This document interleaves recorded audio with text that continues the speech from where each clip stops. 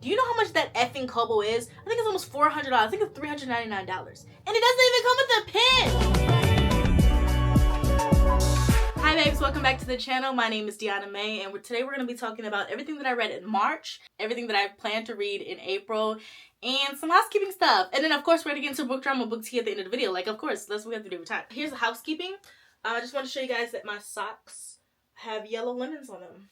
And I'm drinking a smoothie, see? And it has lemons on it as well. And we're back on the floor again today. If you guys watched my Mickey 7 video, we were all sitting on the floor because I needed the closet. We're sitting on the floor because I got a new flower rug. My entire rug is of flowers. I gotta do a room tour one day on this channel. But yeah, that's all the housekeeping. Let's get into the books. I read 4 books in March. I read Blind Date with a Book Boyfriend. Then I read How the King of Elfame Learned to Hate Stories. I then did my first audiobook completing. I did an entire book, audiobook. This was Honey and Spice. And then I finished the month with Rock, Paper, Scissors by Alice Feeney. I remember her name because I don't think I can do another Alice Feeney book again. So I first read A Blind Date for a Book Boyfriend. I didn't know this was a novella when I read it. You know what I mean? Like, I always talk a big game. I'm gonna do all this research before I read a book. No, girl, I didn't do no research.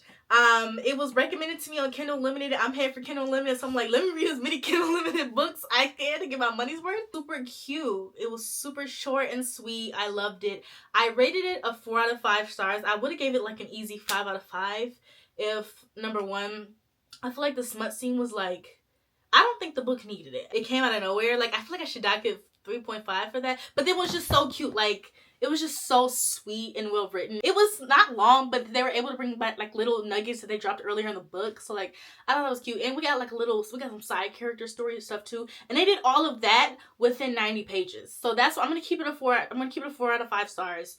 It's like a cute little novella. I think you should pick it up easy. But yeah, the smut scene was just like, I was just like, oh, okay, we're doing that in this short amount of time?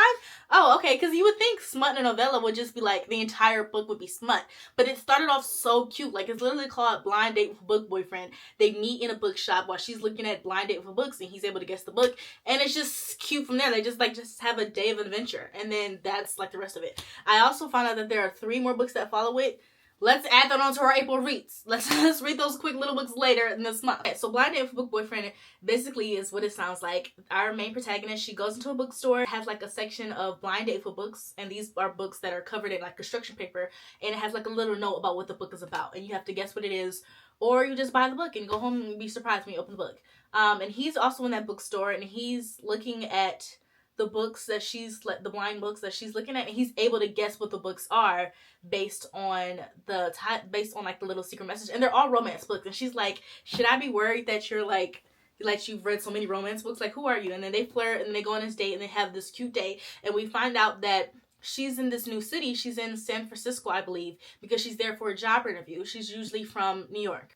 She's there for a job interview for her dream job at this tech company, and she's supposed to be interviewing tomorrow, so today she's exploring the city. It's a little bit of spoiler for Blind Date with a Book Boyfriend if you're gonna read it, so I'm gonna do like a special square for spoilers. Towards the end of the day, when they're going to the hotel, she finally tells him the name of the company, and he's the CEO. And he's like, oh shoot. He says, I gotta tell you something twice. She doesn't let him get it out. After they slept together, he finally tells her, and she's like, oh no, my dreams are ruined. He sends her CV to other companies in the area because he's like, well, we can't be together because they've got such a deep connection. We can't be together if you want to work at my company, because she interviews and she does really well in the interview. She sends out her CV to other companies so she can work there, and it's like, wait, why can't you just step down as CEO? He's a super rich guy. He's like this tech genius. His parents gave him the money for the startup.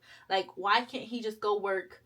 Why can't he just not work there or start a new company? But he's like, let me send out her resume to other places. Like, no, she came to this town to work at this job. Like, I feel like he could have done something else other than like, no, you just have to work something else. You just have to work somewhere else. Like, that was just like his immediate answer, not just like, maybe I should step down. You know, if y'all have to be together and y'all have to date, why is it that she has to work somewhere else? Why can't you start another company? You're rich. You don't have to be CEO. You can step down. Like, I don't know.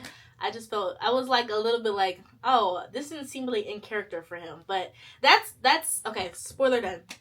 That's really like my only qualm with that book. It's super cute. I obviously like it enough to go and try to read the next novella. The next novella pissed me off. I don't have to read it. I finished an audiobook by Honey and Spice. This is my first time ever listening to an audiobook from start to finish. Usually I like implement it. So I've done audiobooks like 3 times before, where I did a couple chapters audiobook, a couple chapters reading. I've never done it at the same time as I've read. I've heard of that's like a thing now on TikTok. I'll have to see if I can get into that. I don't know. I read kind of fast and I like to listen fast. As you can see, I talk fast.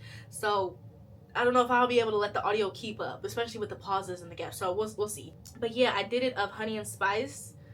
Oh my gosh. Listen, I'm a Black woman in America. I understand being Black is very important to me, but this book is so like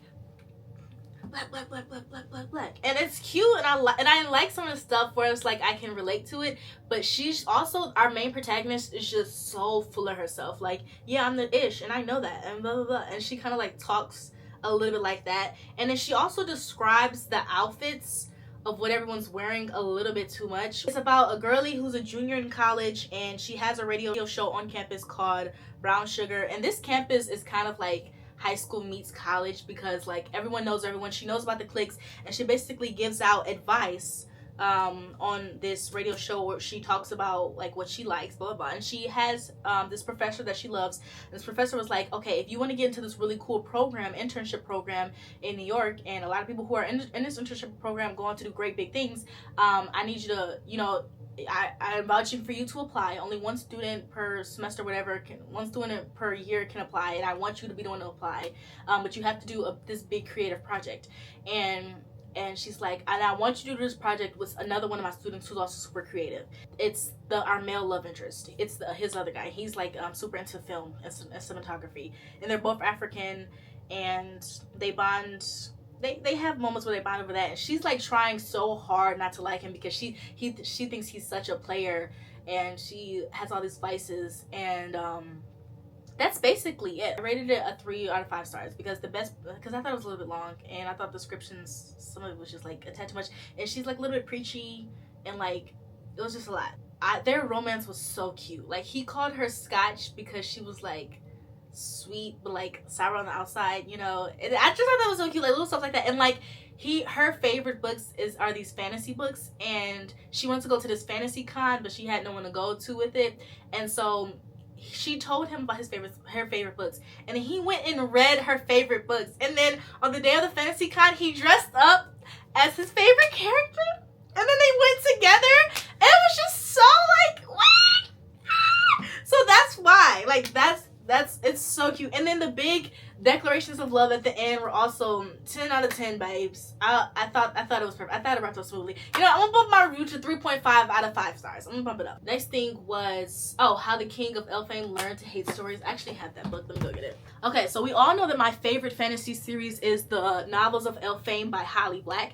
So this is a 4th book, but it's kind of our love interest in, you know, the Cruel Prince, the Wicked King, and the Queen of Nothing. It's his backstory, and it also ties in some little elements of what happened at the end of Queen of Nothing, which is the 3rd book in the trilogy that is the Novels of Elfame. So you have to have read all 3 of those books first before you go and read this. Even though it's like when you buy the book, it's kind of like on top of Cruel Prince, which is strange. It should be behind Queen of Nothing, but beautifully illustrated. It's not very long. It's honestly quite short, but I can see myself reading this like maybe once a year. Just such a simple, like cute, like a little easy read. Again, the Novels of Elfame are not some like soft little fluffy comfort fantasy. These stories are kind of sad, especially Caden's. I always call him Cardigan. Especially Cardigan's story. It's like a little bit sad, but it has a good wrap up at the end. I love to see where him and Jude are at today, because the Queen of Nothing, the ending was kind of like weird, because it's like, wait, what are they doing now? I'm so happy I read this, and it's making me want to go and read. Holly Black has another novella like this for the Novels of Elfame. I think it's called The Lost Sisters, and it's just about Jude, her older sister, and then her twin sister. I can't think of their names right now because it's not Vivi and Tyrion, or Tyrant, I like to call her. That was my 3rd read, and then for March I finished it off with Rock Paper Scissors by Alice Feeney. All right, I rated that book a 1 out of 5 stars because Let me describe what the feeling is like when I finish the book. Let's say I want you to go measure my desk over there. And I'm like, hey, can you go measure my desk? And I bring you a measuring tape. It's the easiest tool to measure your desk. But instead of using measure tape, you do this. Okay, your desk is about this long, Dionna. Why didn't you use the measure tape? I gave you the measuring tape. Why wouldn't you use it? That's what reading rock paper scissors is like. Like, she has the tools to do a good job, but she chose not to use the tools to do a good job instead. You know, it's stubbornness. Oh my gosh, what is the book about? Rock paper scissors is about a married couple on the brink of divorce the entire time, and it's kind of triggering because as someone who grew up with parents who argue a lot, I don't want to read all about that bickering. That's just not for me. But our husband has face blindness. It's a disease where he sees faces in a blur and he can't recognize faces. So at times, him and his wife might cross each other's paths on the street. He wouldn't even know that's his wife. They're going to a restaurant and he's meeting his wife for dinner. He wouldn't even know where she is. She would have to wave him down. And they go out to dinners and she's like, okay, this person is this coming up to you. You don't like this person. And she'll like whisper in his ear. Kind of like Gary to Selena and Veep. If you watch Veep, I love Veep. That's kind of a cool premise right there. You can do that with so many things. You could have it be like, oh, well, he was making it up the whole time and he's like this secret evil person that has this side family, or he like is able to, he has some type of power making a supernatural element. There's no supernatural element. This is a thriller, and this is what our book club voted on. I feel bad like it's my fault because it was my suggested book and it won. I did this book half audiobook, half reading. I don't have anything highlighted when I was reading it because I was just waiting for it to be done the entire time. And basically, our protagonist with his face blindness, he writes screenplays for horror books. And he has his favorite author. His name is Henry Winter. And his dream is to write a screenplay, so put into a movie, of this horror book. And this wife, and she works at a dog shelter. And they kind of get along because they have no family. They're both sort of orphans. And they're British, okay? And so the book is in multiple point of views. So the first chapter would be the wife's point of view. The second chapter is our husband's point of view. And like the third chapter would be a letter that the wife is writing to the husband, but she doesn't know if she's ever going to let him read the letters, right? And she writes these letters every year on their anniversary. They got married on a leap year, so sometimes she writes them on February 28th and sometimes she writes them on February 29th. So that's another cool concept. They got married on a leap year. Use that somehow. Like it never is like really a thing. And you know how for every anniversary there's this thing. Black people don't really do it. Basically, a gift should be themed off of that. So like maybe a cotton shirt, or maybe a lead pencil, maybe a bronze a quarter, right? So the chapters are named, her name is Amelia, and then Adam, and then maybe copper is that year's letter because it's that anniversary, it's like the 5th year anniversary, then it's a copper gift. The book starts off with the married couple going to Scottsdale, and it's this terrible storm because they're going on a weekend trip away because their marriage is on the brink of divorce, and their couples therapist suggested that a trip away would help keep their marriage together. We're reading about their point of views, and they kind of like dislike each other. He had put his phone in the glove department, but I took it out and I put it back in the house. Last week, she had me sign an insurance policy when I was drunk, and it was like for $1 million if I die. I'm not sure I can trust this woman beside me. And he's like, and I saw her put my phone back in the house, but I grabbed it and put it back in my closet because he's a workaholic. He works too much. That's like a big reason. That's like a big problem. They're going on the trip away to see if they can save their marriage. It's an old renovated church Airbnb. She found out about this trip because she got an email saying that she won it at work, because at work they have raffles, and they have their dog in the back, and it's cold and stormy, and they get out to get into the church, but the church is locked. So they're walking around the building, they can't get in, and they walk around again, and the church is unlocked. And then they're in the house, walking around, viewing around stuff. It's cold. And one time she's looking out the window, and she sees someone with a white mask on, looking at her back in the window. She screams. He thinks she's delusional. And then she goes down to the crypt to grab some wine. And she has asthma. She has like an asthma attack. And then the power goes out while she's down in the basement in the crypt. And then, he goes to get her inhaler. She gives her inhaler. They pull open the drawer, and it's like magazine clippings of a dead actress that they once knew. And if he turned out that he actually turned off the generator and he turned it back on because he was trying to punish her for making her go on this trip. And at one point, he's like opening his wallet, and he's looking at this old origami bird that he keeps in his wallet for good luck, and she throws the bird in a fire. So like they're just kind of like not getting along, and they're like also kind of punishing each other this whole time they're on this trip. That's the premise.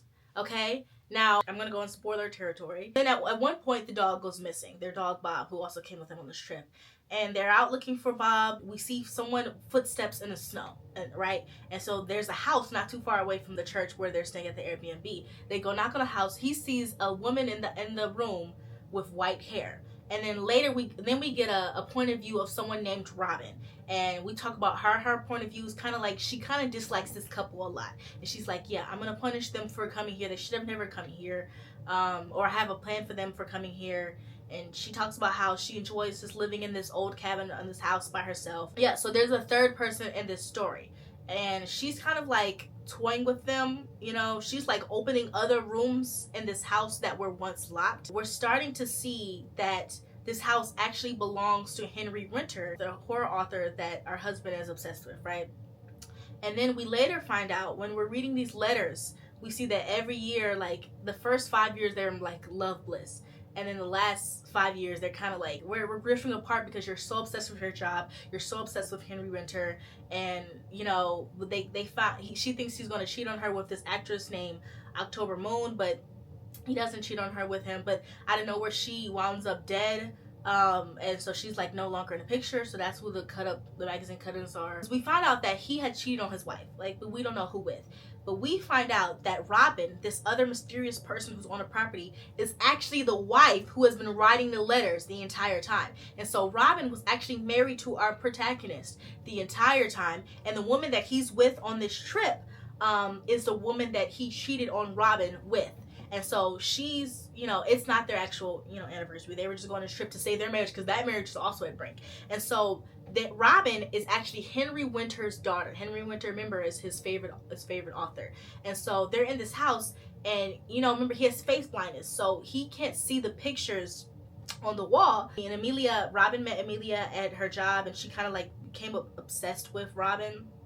And Amelia is like, yeah, the pictures are of Henry Winter, oh, and your wife, and blah blah blah. And so basically, you know, and she's slowly starting to leave trinkets of all the anniversary presents in the house. The husband finally finds out that his ex-wife was his favorite author's daughter the whole time. Like the only reason why he had his huge blow up success in the world was because, you know, the daughter reached out to her dad and was like, hey, can you please let my husband, you know, write a screenplay for your bus, blah blah. As I'm describing it, it sounds like, oh my gosh, that's actually such a cool twist. But it was just kind of revealed in a boring way. You know, I feel like it could have been like a little bit more, but I don't know. I just feel like it could have been more because it was like so much leading up to it. Like it was just so much thriller. Like, what is this going to be, this big reveal? Oh, okay, it's a twist. And it kind of makes you want to go back and reread stuff, but I'm not gonna give her that win. I'm not gonna go back and read anything because I honestly don't feel like it. So that's Rock Paper Scissors. Spoiler over. I'm sorry if that took up a lot of the video for you, but I had to discuss it. I had to talk about it.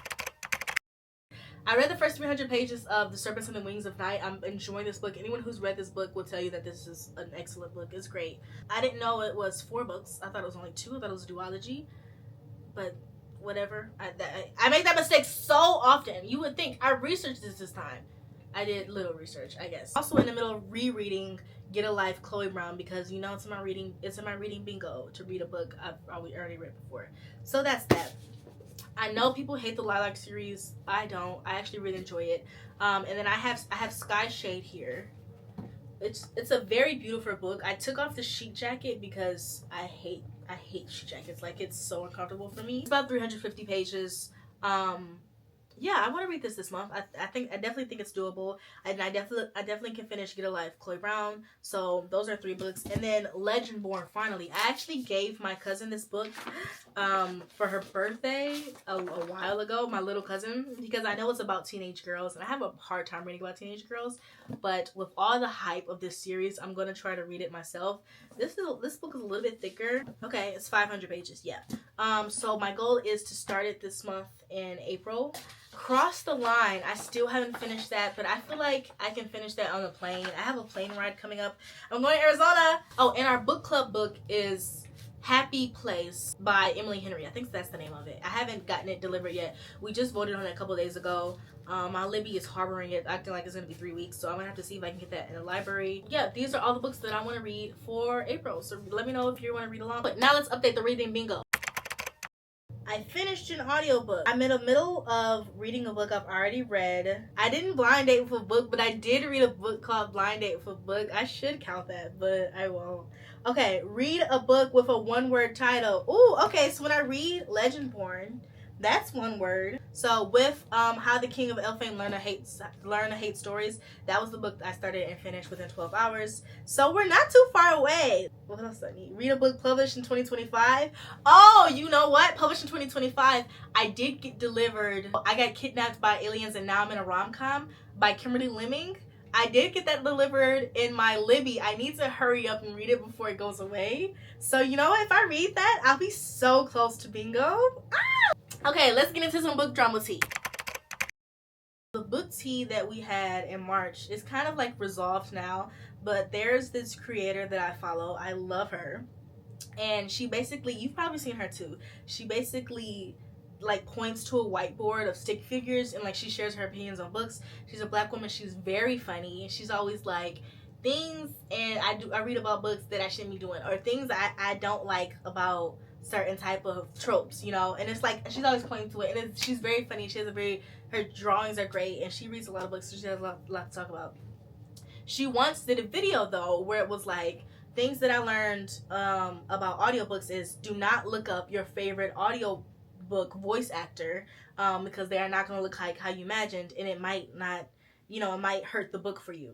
And so people in the comments were like tagging voice actors that they thought were unattractive, and everyone else was like, you know, why are y'all doing that? Why are y'all doing that? And so other bookish creators were making videos like, she should have never made this video, it's mean, and she's calling out all these voice actors. But really, she didn't tag any voice actor. She didn't name any one person. She's just making a general statement. Don't look up voice actors because they're not gonna look like the way you like. I remember one of my favorite cartoons as a kid. I had this crush on this cartoon character as a kid, and I looked up the actor and I was like, oh, he's not cute, and I kept it pushing. I learned that as a child. So the fact for grown adults to be tagging the voice actors in the comments is so like stupid. It doesn't make any sense. They shouldn't have been doing that, you know. Like, that's what the problem was. But people were attacking Brittany because she made the video. Now mind you, I would like to also say that Brittany Broski made the same comment about Ghost, the guy who does the voice acting for the video game that she likes. I think, is it Call of Duty? I can't remember the name of the game. She said, you know, he doesn't look like who his voice is. It's like she's like so obsessed with his voice. She made the same comment and no one jumped on her at all. No one said anything because, exactly. It was kind of this whole thing in the bookish world on BookTok for like, I don't know, like 4-ish days. And then Brittany came out and said, okay, but when other people say it, y'all don't do nothing. But when I say it, it's a problem, right? But it's fine now. It's resolved. She's back to making normal videos, and other people, you know, have stood up for her like, y'all are doing too much. But it was just crazy that other BookTokers were making videos with big accounts, making videos trying to call her out for saying something that has already been said multiple times, and for saying something that she did not do, right? She was not the one in the comments tagging voice actors. So I thought that was insane. Another bit of BookTok tea that is kind of annoying me, that people are making these videos talking about getting rid of my Kindle because I'm mad at Amazon and I'm getting a Kobo. Do you know how much that effing Kobo is? I think it's almost $400. I think it's $399. And it doesn't even come with the pen. The pen is, I think, an extra $70. Why would I get another e-reader if my Kindle works just fine? That's such a first world problem. Oh, I'm mad at Amazon, so I'm going to spend $400 on this new e-reader. For what? For what? Now, if your old Kindle was already running slow and glitchy, that like mine kind of is, then okay, of course, do what you want. I don't care what you do. Do whatever you want. But don't make a point to make this whole video out of it. Like, you're so much holier than thou because you're getting rid of your Kindle. What are you going to do with that? You're not going to throw it away. You're going to donate it. One thing about me, I do like the Kobo e-reader, you know? But I'm not a rich woman. All right, I'm rich in spirit and love, and the Holy Spirit. But I'm not rich in financial money, currency. I'm not rich in USD, right? I'm not buying that Kobo until my Kindle has been run over in the street and is shredded in pieces. Even then, I can read, I can hot glue them together and still read it. I'm also probably will never, I don't know if I'll ever be able to buy that Kindle. Unless they send it to me for free, I get it as a gift, or I put on some type of payment plan. I don't know. That thing is so expensive for an e-reader. It's so expensive. So, no, I'm not going to support those stupid videos where it's like getting rid of my Kindle from a Kobo because you're mad at Amazon. You're still going to shop at Amazon. And if you're not going to shop at Amazon, that's not going to hurt or do anything to Amazon. You're not helping the situation. Spend an extra $500 to get a couple thousand views and likes on this video. And for what? For what? Because it pisses me off. I'm tired of hearing about it. Anyways, that's the end of the video, babes. Thanks for sitting with me and chatting with me. I love you. Thanks for watching. I think my next video, I got the cruise vlog coming.